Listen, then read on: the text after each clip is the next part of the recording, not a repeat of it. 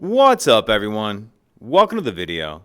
Today we're going to take a look at how to use the remote start feature on a 2023 Cadillac Escalade.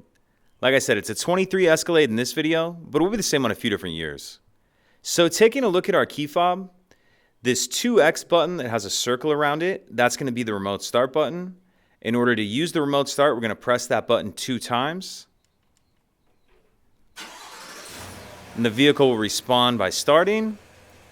If we want to cancel the remote start, turn the vehicle off before we've gotten in, we press that button 1 time. We'll cancel the remote start. So now let's remote start it again.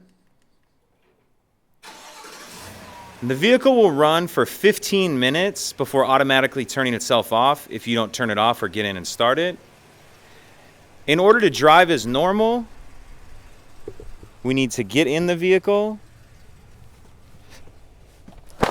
And just as you normally would when you're normally starting it, press the brake in, press the stop start button,